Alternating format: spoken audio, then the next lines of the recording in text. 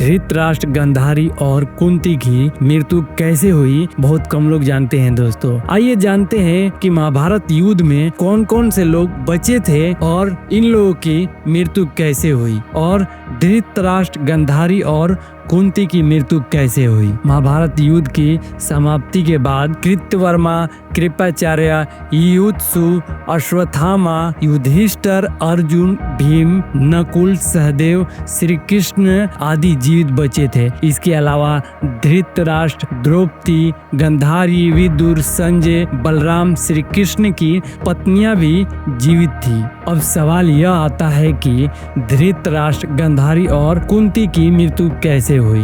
धृतराष्ट्र और गांधारी के दुर्योधन सहित 100 पुत्र और एक पुत्री भी थी। युयुत्सु भी उन्हीं का पुत्र था जो एक दासी से जन्म लिया था। संजय और विदुर धृतराष्ट्र के मंत्री थे। दोनों ने धृतराष्ट्र, गांधारी और कुंती के साथ उन्होंने भी संन्यास ले लिया था। बाद में धृतराष्ट्र ने मृत्यु के बाद वो हिमालय चले गए थे, जहाँ से वे फिर कभी नहीं लौट के आए। दोनों ने धृतराष्ट्र, गांधारी और कुंती के साथ उन्होंने भी संन्यास ले लिया था। बाद में धृतराष्ट्र की मृत्यु के बाद वे हिमालय चले गए थे, जहाँ से वे फिर कभी नहीं लौटे।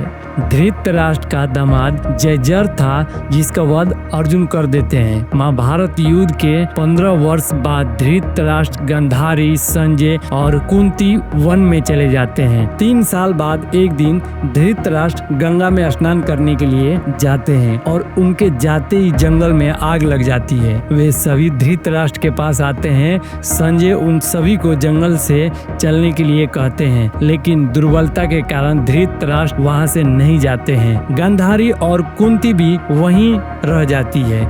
जब संजय अकेले ही उन्हें जंगल में छोड़ चले जाते हैं, तब तीनों लोग धृतराष्ट्र, गांधारी और कुंती वहीं आग में झुलस कर मर जाते हैं। संजय उन्हें छोड़कर हिमालय की ओर चले जाते हैं, जहाँ पे वो एक सन्यासी की तरह रहते हैं और वहीं तप करते हैं और वो भी अपना शरीर वहीं पे खत्म कर देते हैं। बाद में नारद मुनि युधिष्ठिर को यह दुख समाचार सुनाते हैं। युधिष्ठिर वहां जाकर आत्म शांति के लिए धार्मिक कार्य करते हैं।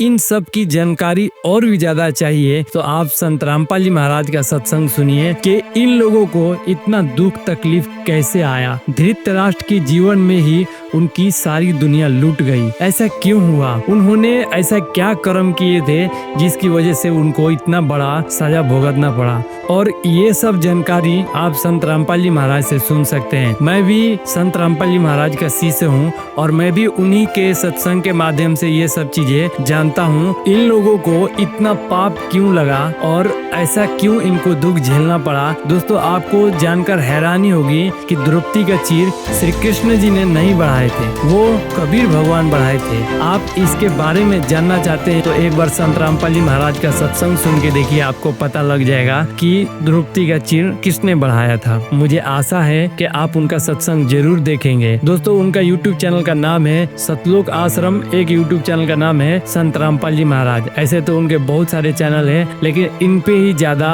उनकी सत्संग आती है। तो आप एक बार संत रामपाल जी महाराज का सत्संग जरूर सुनिए। दोस्तों, वीडियो देखने के लिए बहुत बहुत धन्यवाद।